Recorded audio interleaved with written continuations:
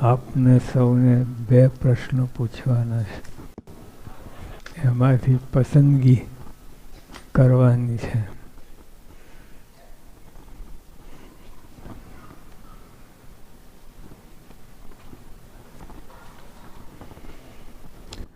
ભલે એટલે so what. ભલે ભગવાન અને સંતની અપાર કૃપા થઈ હોય, કૃપા નહીં અપાર કૃપા. આપણે છાતી પર હાથ મૂકીને કહી શકો અપાર કૃપા થઈ છે?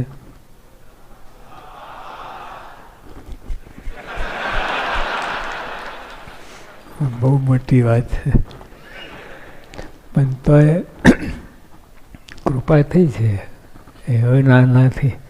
અપાર કૃપા જુદી વાત છે. પણ મહારાજ કહે છે ભલે ભગવાનને અને સંતની અપાર કૃપા થઈ હોય તો પણ જો હરિભક્તોનો તેનો અભાવ હોય તો તે ધામમાં જઈ શકતો નથી. અપાર કૃપા. જો આ લાલા પાડો અપાર કૃપા થઈ હતી. મારે સાક્ષાત અને હાથ પકડીને કહું લાલા તને અંત સમય સાક્ષાત આવીને લઈ જઈશ, તેડી જઈશ. એટલે અપાર કૃપા થઈ હોય. કેટલું બધું સેવા કરી, બધું કેટલું બધું ભક્તિ કરી હોય, એમને અપાર કૃપા ના થાય. પણ તો ભૂત થયો. ક્યાંથી ક્યાં પટકાયો.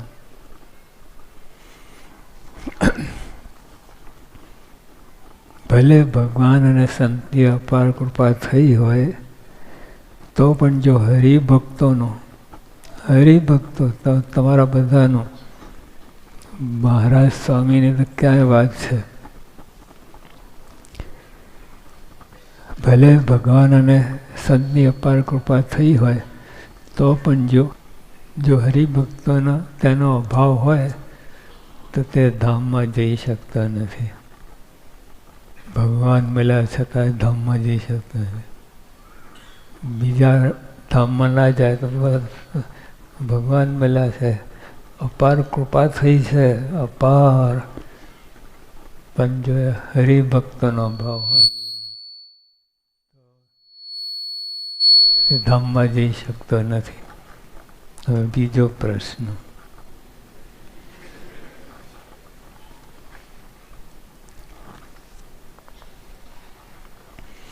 ત્યાંય છે ભલે અને અહીંયા છે ભલે. So what.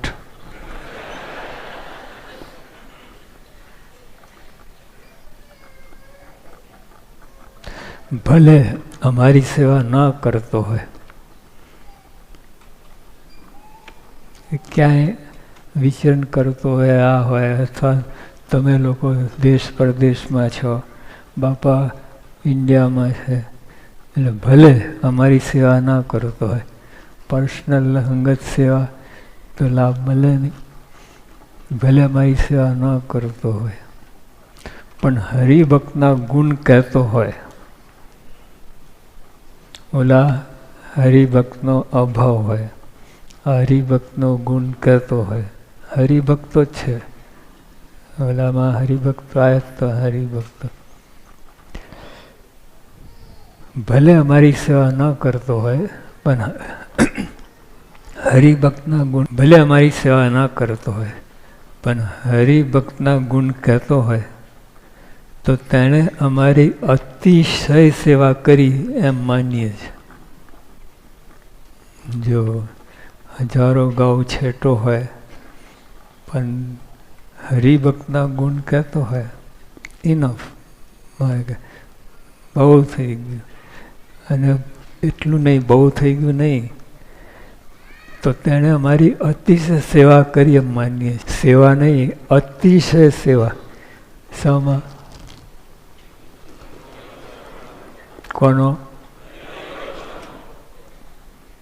તો ભગવાનના સંતને ગુણ ગાય તો ધામમાં જ છે. એટલે હવે આ બેમાં પ્રશ્ન, એક અભાવની વાત, એક ગુણ ગાવાની વાત થઈ. હવે એમાં પસંદગી શું કરશો? પક્કું? પક્કું? હવે જોજો ઓલામાં પડતા નહીં.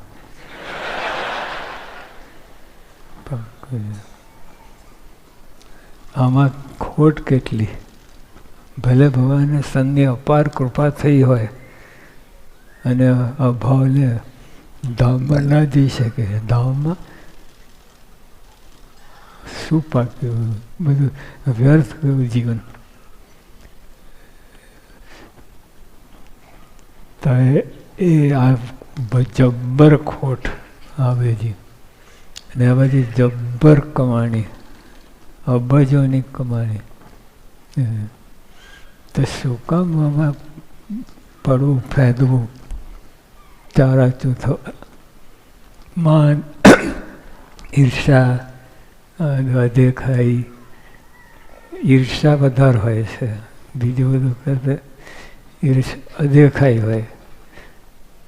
જે મહારાજે કહ્યું કે જે સંતને બીજા સંતને ગુણ ગાતો હોય અને અતિશય રાજી થતો હોય તો મહારાજે કહ્યું કે એમના ઉપર એ શિરોમણી છે. જે સંત બીજા સંતનો વખાણ થતા હોય બધો અને રાજી થાય તો મારે કે અમે એ શિરોમણી સંત છે. 3 ફેર છે. હવે આમાં ડૂબકી મારો, ગટરમાં શું કામ ડૂબકી મારે? આવી સ્પષ્ટ વાત છે. અને શ્રીજી મહારાજ કહે છે એના ઉપર કોઈ સત્તા નથી, સ્વયં અતિશય. હવે એ આપણને કહે છે, હવે જો કાલે નહીં તો નહીં, શિકાગો ગવર્નર આવ્યા હતા. હવે એ આપણને અટેન્ડ કરતા અને આપણે આમ જોતા. એ કેવું ખાય? તો ભગવાન શ્રીજી મહારાજ પોતે આપણને કહે છે મુખોમુખ, અને આપણે આમ જોઈએ.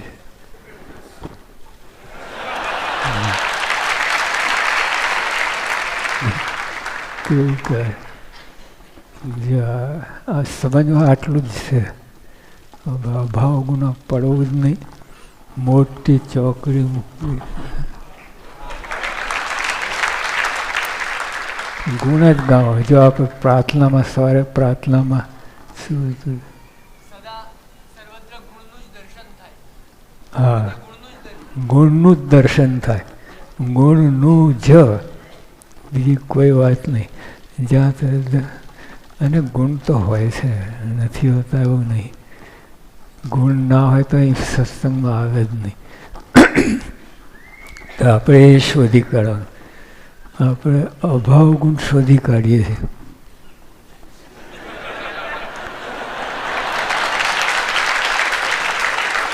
મેગ્નિફાઈંગ ગ્લાસ ત્યાં મૂકીએ છીએ અભાવ ગુણમાં. આમાં મૂકો ગુણગ્રહણમાં. કેટલો આનંદ, કેટલી દિવ્યતા, આનંદ રહે.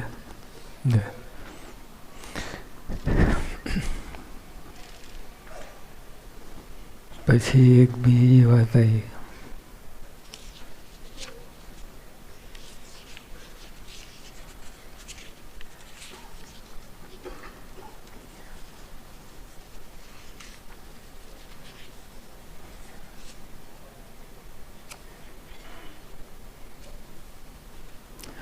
Do the best, leave the rest.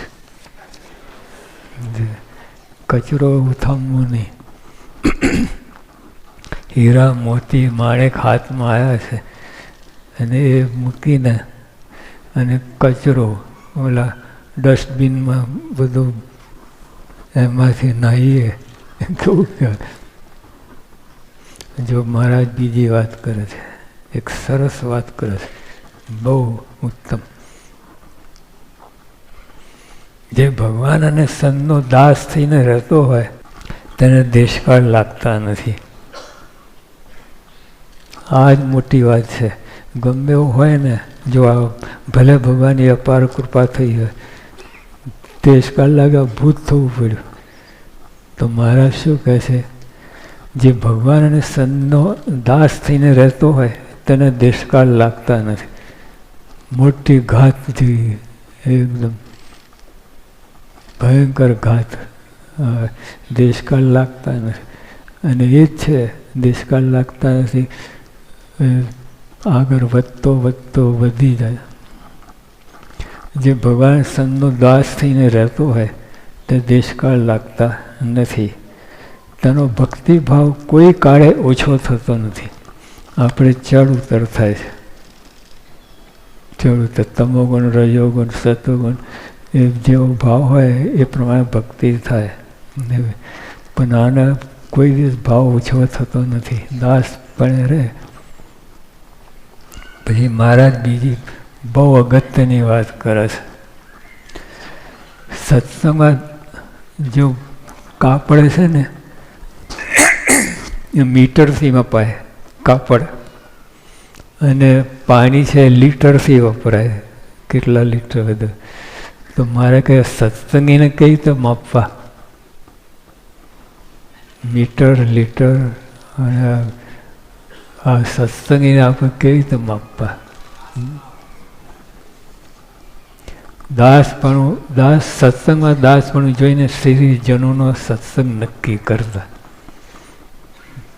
કેટલું દાસપણું છે, આટલું આટલું આટલું, અને એમાંથી નક્કી કરતા મહારાજે કે આ સત્સંગી કેવો પાકો છે.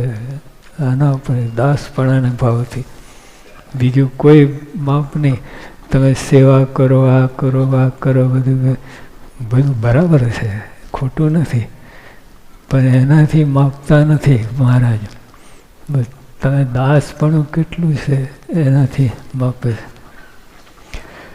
સત્સંગમાં દાસપણું જોઈને શ્રીહરિ જનોનો સત્સંગ નક્કી કરતા.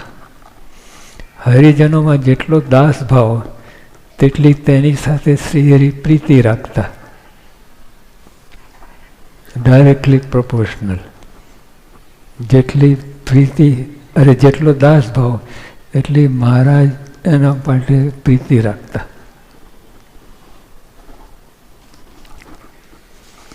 સત્સંગમાં દાસપણું જોઈને શ્રીહરિજનોનો સત્સંગ નક્કી કરતા. પહેલાં તો કેટલો દાસ ભાવ છે એના ઉપર નક્કી કરતા. ઓલા મીટર, લીટર, એમ દાસ ભાવ. હરિજનોમાં જેટલો દાસ ભાવ તેટલી તેની સાથે શ્રીહરિ પ્રીતિ રાખતા. જેનો ભક્તિભાવ જોઈ અંતર શુદ્ધ થાય, અને હવે દાસ પણ અમતું નથી, એનું ફળ મળે છે. જેનો દાસ ભાવ, તેનો ભક્તિભાવ જોઈ, દાસપણા એ ભક્તિ છે, દાસપણું એ ભક્તિ છે. તેનો ભક્તિભાવ જોઈ અંતર શુદ્ધ થાય, દોષો ટળે, તેની ચાળ અંતરણી પણ રાખતા. મહારાજ એના ઉપર દ્રષ્ટિ જ રહે. દાસ ભાવ હોય ને એના પર દ્રષ્ટિ સતત રહે. એના દોષો ટાળવા માટે, એની બીજી ખામીઓ હોય ટાળવા માટે મહારાજ પોતે એને કહેવું ના પડે, પ્રાર્થના કરી ના પડે. દાસ ભાવ હોય તો મહારાજ સહેજે જ એનામાં પ્રીતિ રાખીને અને એના દોષો ટાળવા માટે યત્ન કરતા.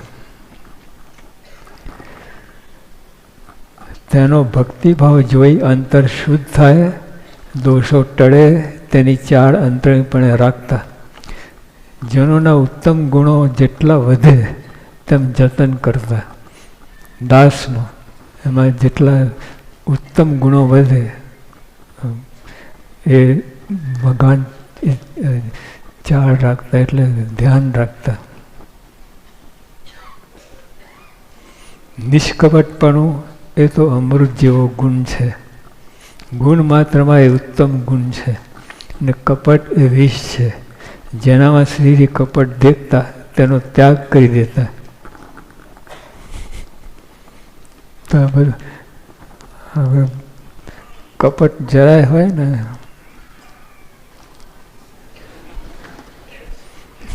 મોડું બગાડે ત્યાગ કરી.